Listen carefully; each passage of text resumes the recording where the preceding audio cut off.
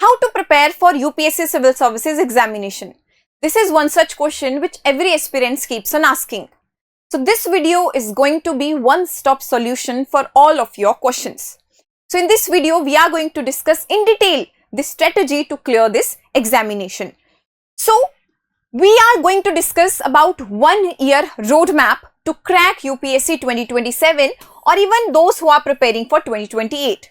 So this video basically caters to all those students who are thinking to start their preparation, who have already started their preparation by understanding the syllabus of UPSC, alright, or those aspirants who are thinking to give their first attempt in 2027 or in 2028. This video is going to be helpful for all of you, alright. So in order to understand the UPSC and this examination, ask yourself one question. What is that one thing which will help you start your preparation? What all is required to clear this examination? How well you will know about this examination? So what can be that? So that is basically the syllabus of UPSC. Every aspirant, they can go to the Commission's website, they can download the syllabus and start reading syllabus line by line. Whether it is your prelims syllabus or the mains, because in the mains we have detailed syllabus, all right. आपको क्या करना है, आपको syllabus को print निकाल के उसे पढ़ना शुरू करना है, so that you could just analyze what actually they demand from a particular aspirant, all right. So we have already made a video in detail about the syllabus of UPSC examination. You can definitely go and check that particular video. So first of all, what is required is deep analysis of the syllabus, where syllabus should be read in detail and it should be understood thoroughly before starting your preparation. This is a task which is very, very important because there are many aspirants who just jump into this preparation without even understanding what actually this exam demands from you. So I would say each and every aspirant who are actually serious about this examination, first of all start reading your syllabus, alright. Paper wise आपको GS1 है, GS2 है, GS3 है, GS4 है, क्या optional के paper है, क्या compulsory paper है, आपके प्रीलिम्स में आपका CSET का लेवल क्या है, इन सारी चीजों का आपको बेसिक आइडिया होना जरूरी है, so that you can understand about the depth of understanding that is required from you to clear this examination, alright. So first and foremost, to start your preparation is to understand the syllabus of UPSC examination, alright. If we talk about full-time aspirants, those who just want to start their full-time preparation of UPSC, what do you have to do? Every day I would say that at least 6 to 8 hours of dedicated study every single day is basic requirement of this examination. Again, I am not telling you that from the beginning you should sit for 10 hours, 12 hours and 8 hours and then you should keep that momentum till your examination. You can start slowly. And how you can start that? For example, if you are attending any coaching or if you want to attend any coaching, so what you can do, you can attend the classes daily. जितनी भी आपको classes करवाई जाती है उन्हें आप देख सकते हो ताकि आपकी consistency break ना हो. And those aspirants who are actually doing the self-study, they are still in doubt whether to join a particular coaching or not. Alright? So वो भी जो है उन्हें भी क्या फोकस रखना है कि धीरे धीरे क्या है आपको कम से कम अपनी एक सिटिंग को डेवलप करना है. You have to sit for at least 4 to 5 hours a day. What you will read in those hours, you will start reading from the basics of the UPSC.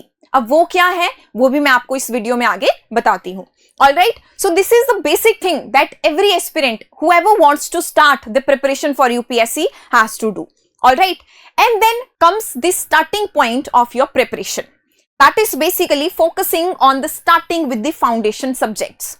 Alright, now before discussing about these subjects, there is a doubt in the minds of the aspirants that do we need to start from the newspaper? Do we need to start from the standard book? Do we need to start from the let's say spectrum और हमें लक्ष्मीकांत पढ़नी चाहिए या हमें जो है कोई भी या हमें द हिंदू पढ़ना चाहिए या हमें इंडियन एक्सप्रेस पढ़ना चाहिए, जो भी जो है एक बेसिक से डाउट्स कुछ बच्चों के जो है माइंड्स में रहते हैं. Now I want to clarify all these doubts. First of all, what is the need and the demand of this examination? If you will see, as per the pattern of the UPSC examination, In this examination we have let's say 100 questions. अगर हम prelims की बात करें तो हमारे पास 100 questions होते हैं, ठीक है. And out of these 100 questions we have 60 questions जो आपके directly आपके static part of the subject से आते हैं, and 40 are such question जो कहीं ना कहीं जिनका linkage हमें current के साथ देखने को मिलता है. All right, so that means the major chunk of UPSC is basically your static subjects. अब बच्चे often what they do, they ignore this, they think that current affair ज्यादा इंपॉर्टेंट है, ज्यादातर क्वेश्चन करंट अफेयर से आते हैं. कुछ बार ऐसा हुआ है कि हमें 50-50 देखने को मिला है, but I am telling you about 90% of the time it is your static subjects which actually are your foundational subject. If you work on them, if you start reading about them, then definitely you are going to get these 60 questions. इस पे भी हम आएंगे कि इसमें भी, because we know the level varies from easy to medium to difficult. All right. So whenever you want to start your preparation, you have to start with the 4 foundation subjects of UPSC. All right. In these subjects we have firstly आपका polity. Polity में हमारा governance का part भी आ जाता है, but I am talking about firstly prelims. Alright, अगर मैं आपको प्रीलिम्स की बात करूं, and it is also applicable to in fact mains your, and then we will have current affairs. इसको पहले समझ लेते हैं. सबसे पहला वी हैव पॉलिटी. पॉलिटी से every year you will see there are average 15 questions जो आपको पॉलिटी सब्जेक्ट से पूछे जाते हैं, एंड आउट ऑफ दिस 15, कई बार 15 भी है, 17 भी है, there were also 20 question sometimes, it varies. Alright, average is your 15. Out of this 15, your 12 questions they are mostly static in nature. That means if you start reading about polity, ठीक है, और polity से बहुत easy questions भी आते हैं और difficult भी आते हैं, so that means you have to make this subject as your strong one. All right, that is why we call it foundational subject. Second comes your history. Now history is a major chunk, because in history we have modern history, we have art and culture, we have ancient, we have medieval. All right, उसके अलावा भी mains में हमारे पास world history भी आती है, post independence भी आता है, ठीक है. सो अगर हम हिस्ट्री की बात करें तो आप इसमें भी देखोगे 15 to 20 क्वेश्चंस आपको हिस्ट्री से रहते ही रहते हैं, ठीक है. अब हिस्ट्री में भी बहुत सारी चीजें, जैसे कि 10 to 12 questions on an average they are from modern history, ठीक है. उसके अलावा अब इसमें भी वेरिएशंस आपकी होती है. कई बार हमें एंशिएंट से भी देखने को मिलते हैं, कई बार मिडिवल से भी देखने को मिलते हैं, एंड बहुत बार ऐसा हुआ है कि वहां से एक क्वेश्चन पूछा गया था and most of the questions are from the modern history. उसके बाद हमारा आर्ट एंड कल्चर भी आता है. That means if I talk about the entire history, it basically forms the foundation of this examination, and this is also static. History में ऐसा नहीं है कि आपको करंट से लिंक्ड बहुत सारी चीजें पूछी जा रही है, 1 से 2 क्वेश्चंस आपके रहते हैं जो आपको करंट से लिंक्ड होते या किसी करंट में आपके चल रही होती कोई ना कोई phenomena, and UPSC what it does, it ask from the static part of that question. For example, there was a question in 2021 और 2022 if I am not wrong, that was question from Dholavira, and that was in news because that was included in UNESCO's World Heritage Site. And what they asked, they did not ask about that, whether it was part of World Heritage Site or not. They ask about a very, very characteristic feature of Dholavira. That is a water harvesting system, water reservoir. All right. So I'm just giving you example how current affairs you will understand once you complete these foundational subject. All right. First polity, second history, coming third, that is your economy. Now, economy is one such subject which I would say it is very easy and conceptual. Why I'm saying easy? Because economy में जो भी चीजें आपकी पूरे के पूरे year में 2 years में रहती है वो भी एग्जाम में पूछी जाती है. At the same time economy is all about concepts. Once you are clear with your concepts, for example repo rate increase क्यों होता है, रेपो रेट इंक्रीज होने से क्या क्या इंपैक्ट पड़ते हैं, ठीक है, ऐसे कुछ बेसिक्स, आपकी आरबीआई की मॉनेटरी पॉलिसी हो गया, ऐसे बहुत सारे ऐसे क्वेश्चन जो आपको एग्जाम में पूछे जाते हैं वो आपकी बेसिकली कंसेप्चुअल क्लैरिटी को टारगेट करते हैं, ठीक है. सो कहीं ना कहीं जो इकोनॉमी का आपका पार्ट है वहां से भी हमें एवरी ईयर वी सी आपका 10 to 15 क्वेश्चंस, जिनमें से कुछ आपके करंट से रहते हैं एंड मोस्टली आपके स्टैटिक पोर्शन से रहते हैं जो कि कंसेप्चुअल होते हैं. Then coming to the fourth foundational subject which is your geography. Here we have questions from environment section also. That is also there, which is one of the again important subjects. But if we talk about geography, तो geography के भी जो static part है वहां से भी हमें every year we see 8 to 10 questions. So if you will have the average of all these questions, you will get to know that 50 to 60 questions, they are coming from these foundational subjects. Then coming to other subjects, जैसे कि we have science and tech plus environment. इनमें से क्या है, इनमें से ज्यादातर क्या है, आपका करंट अफेयर लिंक्ड क्वेश्चंस रहते हैं. इसीलिए सबसे पहले हमें क्या करना होता है, हमें अपने फाउंडेशनल सब्जेक्ट के साथ आगे बढ़ना है. हमें आपको जो भी लगता है, जो भी आपका बैकग्राउंड है, if you are from let's say आपने पॉलिटिकल साइंस पढ़ा है, आपने बैचलर्स की है, आपने मास्टर्स की है, आपने हिस्ट्री पढ़ा है, आपने जो भी सब्जेक्ट पढ़ा है, ठीक है, आप इजी सब्जेक्ट के साथ शुरुआत कर सकते हो अपनी प्रिपरेशन की. If you are from a science background और आपको ऐसा लग रहा है कि कहां से प्रिपरेशन करनी है, तो आपको जहां लगता है, जैसे आपने लेट्स से आपने हिस्ट्री की बेसिक एनसीईआरटी उठा दी, ठीक है, आपने ज्योग्राफी की basic NCERT, you can start from NCERT of class 6. ये भी आपको एक अलग से वीडियो में बताया जाएगा. Which are the resources that you have to use for your preparation in the beginning and then at the आपका mid level and then finally when you are at your peak level. All right? So ये सारी चीजें भी हम discuss करेंगे कि syllabus को cover करने के लिए कौन कौन से सब्जेक्ट्स को कवर करने के लिए हमें कौन कौन से रिसोर्सेज का यूज करना है. All right? So I hope you have gotten this idea that if we talk about the foundational subject of UPSC, these 4 subjects, they form the foundation. That means initially, let's say you are starting your preparation, let's say जोगटा academy हमारा batch जो आपका launch हो रहा है वो 22 मई से हो रहा है, ठीक है. अगर हम बात करें 22 मई से, आपके 5 महीने कहां पे जाएंगे, इन सभी सब्जेक्ट्स को कवर करने में, from basic to the advance level. Alright, आप अपने एंड से अगर प्रिपेयर कर रहे हैं तो आपको क्या है, एक सब्जेक्ट को लेना है, उसको बेसिक से स्टार्ट करना है और उसको एडवांस लेवल तक समझना है. अगर आपको लगता है कि आपको गाइडेंस की जरूरत है, then you should definitely seek out the guidance, whether it is coaching या आपको जहां से भी लगता है, जहां से आपको बेस्ट लगता है, वहां पे आप जो है इसको स्टार्ट कर सकते हैं. Alright, so moving further, now once you understand the foundation subject, once you have a grip over your static portion, then you can move further one step, you can move one step ahead, that is mastering the exam pattern. अब इसमें क्या क्या चीजें involve है, एक आता है आपका the importance of PYQ, previous year questions. What is their importance? Analysis of previous year questions is crucial to identifying the trends. What are the trends? These are the trends on the basis of which UPSC has been asking questions upon different themes. So PYQ को thematic basis से समझना is very important, because you will find out every year at least from every subjects there are 3 to 4 questions जो repeat होते हैं. अब वो questions as it is repeat नहीं होते हैं, एक या दो को छोड़ के, वो रिपीट कैसे होते हैं, इसको समझने के लिए भी we have to understand the previous year questions. Themes repeat होते हैं यूपीएससी में, ना कि एज इट इज क्वेश्चंस हमें देखने को मिलते हैं. अब ये चीजें आप तभी समझ पाओगे once you will start reading about your subjects. Then मान लो आपने पॉलिटी आप पढ़ रहे हो, आपने पॉलिटी का फंडामेंटल राइट्स पढ़ लिया है. अब आप क्या करोगे, आप यूपीएससी के जो आपने मार्केट से कोई भी किताब खरीदी है, आपने ऑनलाइन कमीशन की वेबसाइट पे आप क्वेश्चंस देखोगे, ठीक है, आपको पास्ट ईयर पेपर्स मिल जाते हैं. What you have to do, you have to start finding the question in relation to your fundamental rights. Alright, कि फंडामेंटल राइट्स मैंने पढ़ लिया है, अब आपको अटेम्प्ट करने हैं questions, and then you will analyse कि एवरी ईयर फंडामेंटल राइट से क्वेश्चन घुमा फिरा के अगर आप देखेंगे, आपको धीरे धीरे थीम्स समझ आना शुरू हो जाएगा. It is a process which takes time, ठीक है.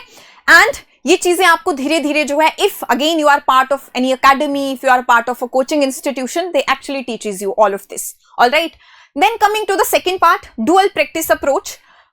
हम जब भी प्रिपरेशन की बात करते हैं, it is always integrated in nature. We are not going to talk about कि prelims के लिए कैसे हमें पढ़ना है अलग से और मेंस के लिए कैसे पढ़ना है. In the beginning, when I am talking about all these subjects, all right, यहाँ पे ऐसा नहीं है कि हिस्ट्री को हम सिर्फ और सिर्फ प्रीलिम्स के पर्सपेक्टिव से पढ़ रहे हैं. No, that would be incorrect. हमें इसको इंटीग्रेटेड तरीके से पढ़ना है. मान लो मॉडर्न हिस्ट्री है, ठीक है, हम मॉडर्न हिस्ट्री में लैंड रेवेन्यू सिस्टम पढ़ रहे हैं, एंड लैंड रेवेन्यू सिस्टम के सिर्फ और सिर्फ हम इसको स्टैटिक पोर्शन को नहीं समझ रहे हैं, हम उसके एप्लीकेशन को समझ रहे हैं. हम सिर्फ फैक्ट्स को नहीं याद कर रहे हैं, हम एक्चुअल में समझ रहे हैं कि हम उसको कैसे समझेंगे और कैसे उसको क्रिटिकली एनालाइज कर सकते हैं. ठीक है।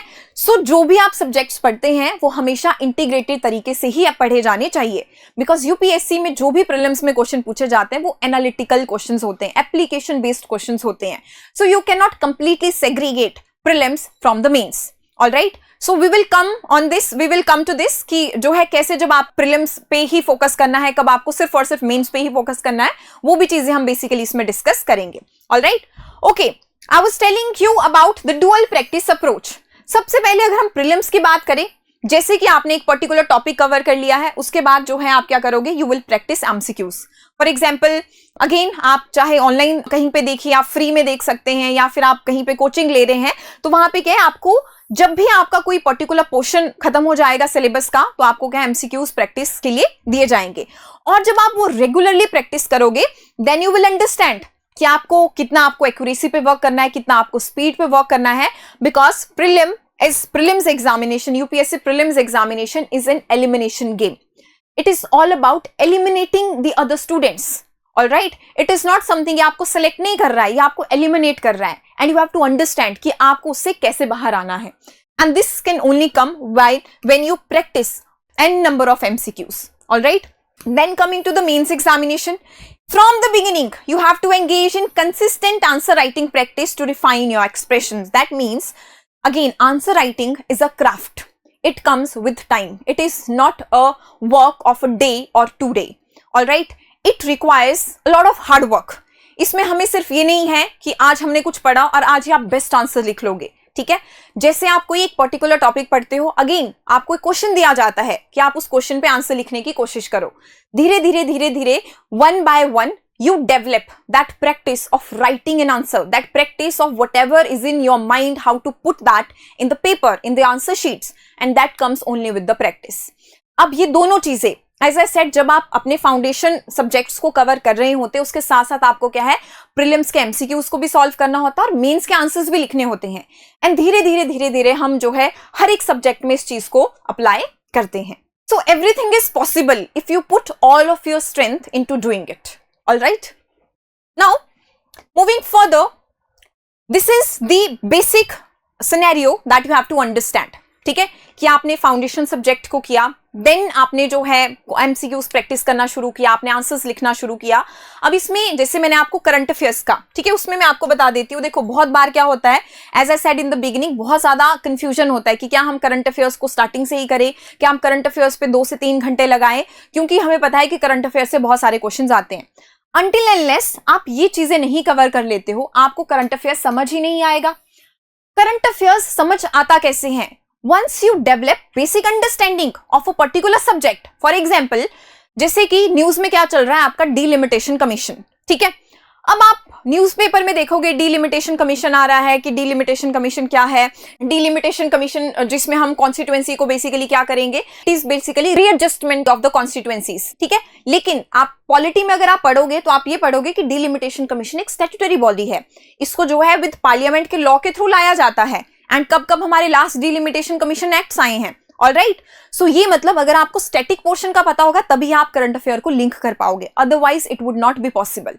Alright, so current affair is something जो आपको धीरे धीरे आपको फोकस करना है. It is not in the initial phase you have to focus on the current affairs. ठीक है.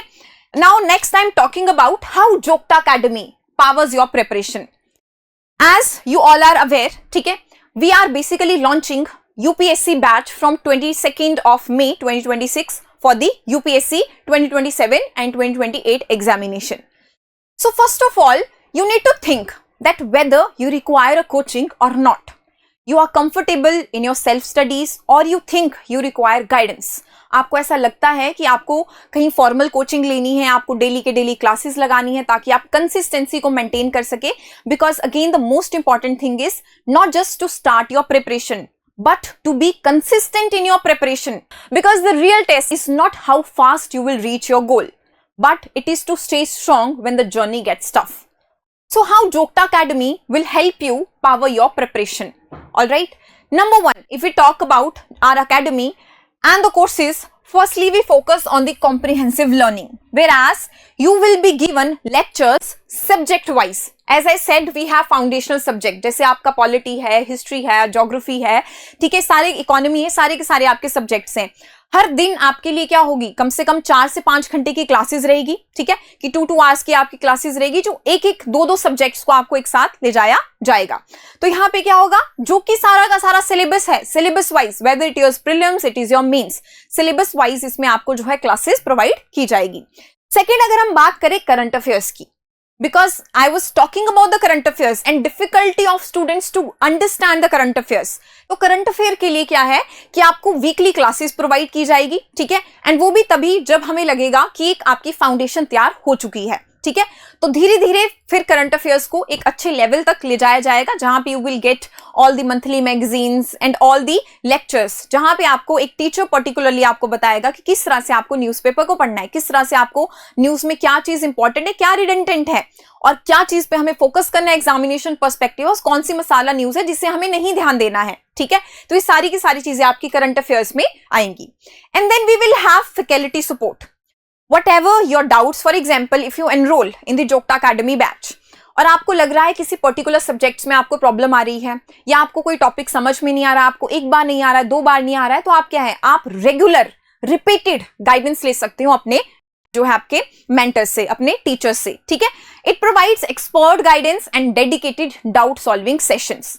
उसके अलावा अगर हम बात करें क्वालिटी मैट्रिक्स की, so Jokta Academy is known for its credibility and also its affordability. Basically जो भी टीचर्स Jokta Academy में पढ़ाते हैं, ठीक है, they are all well qualified. They have experience of at least 3 to 4 years of teaching experience, and they themselves have written mains many times, all right, and have also appeared for the interviews. So how you can know about this? It is basically our past year results. Although we have not yet started with the UPSC preparation, but Jokta Academy and its name is quite popular when it comes to HAS or the Himachal Administrative Services. You can see this is our 2025 result of HAS, where rank 1, rank 2, rank 6, rank 10, rank 13, 15, 25, 27, 30 and many more were basically the students of Jokta Academy. You can also check on our website the testimony of these toppers. Alright. Other than that, you can also see these are some of the result of allied examination जो आपके हिमाचल के बच्चे जोक्ता academy से associated थे, ठीक है. So Jokta Academy had always worked on result oriented studies. Now we are moving one step further, where we are also focusing on UPSC exam. So you need not worry about the results, you need not worry about the guidance or the quality. You will have premium quality of education in the Jokta Academy. All right. Now, I'm just going to tell you a brief structure of our course. For example, if we see that जो आपका UPSC batch है, that starts on 22nd of May 2026. All right. ये हमारा batch है जो 22 मई से शुरू हो रहा है, ठीक है, चंडीगढ़ ब्रांच में. इसमें क्या क्या चीजें हम किस तरह से फोकस करेंगे, अगर हम बात करें फाउंडेशनल सब्जेक्ट्स की, जैसे कि we have your May, that is after May we have June plus July, then we have August, then we have September, then we have October. अक्टूबर को एक बफर एरिया मान के हम देखेंगे कि जो आपके 4 से 5 महीने हैं स्टार्टिंग के, यहाँ पे किस चीज पे फोकस किया जाएगा, आपके फाउंडेशन पे, आपके फाउंडेशनल सब्जेक्ट्स पे. और फाउंडेशनल सब्जेक्ट्स को आपके जो सब्जेक्ट एक्सपर्ट्स हैं वो कवर करेंगे. यहां पे आपको फ्रॉम बेसिक्स, दैट इज जो आपकी एनसीईआरटी में चीजें मेंशन की गई है, टू द एडवांस लेवल आपको नोट्स प्रोवाइड किए जाएंगे, और आपकी क्लासेस जो है इसी पे बेस्ड आपकी रहेगी.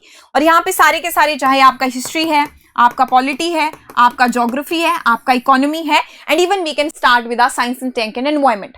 ऑलराइट. सो ये जो आपका पहले के 4 से 5 आपके महीने रहेंगे, यहाँ पे फोकस किया जाएगा आपकी फाउंडेशन को स्ट्रॉन्ग करने में, बिकॉज जितनी ज्यादा स्ट्रॉन्ग हमारी फाउंडेशन रहेगी उतना ज्यादा आपके लिए फिर इजी हो जाएगी आगे की जर्नी. ऑलराइट. अगर हम उसके बाद बात करें that after October onwards we have November, we have December, we have January as well as February. अब इसमें कहां क्या फोकस किया जाएगा, यहां पे आपके जो मेंस के सब्जेक्ट्स हैं, जो सिर्फ और सिर्फ मेंस स्पेसिफिक हैं, उन पे फोकस किया जाएगा। बिकॉज मैंने आपको पहले भी बताया, जो फाउंडेशनल सब्जेक्ट्स हैं उनमें हम इंटीग्रेटेड अप्रोच अपनाते हैं। हम प्रीलिम्स के हिसाब से भी पढ़ते हैं, मेंस के हिसाब से भी उसको आगे पढ़ा जाता है। वेयर एज कुछ आपके ऐसे पोर्शन है जैसे कि we have social justice, we have agriculture, we have governance, ठीक है, हमारे पास वर्ल्ड हिस्ट्री है।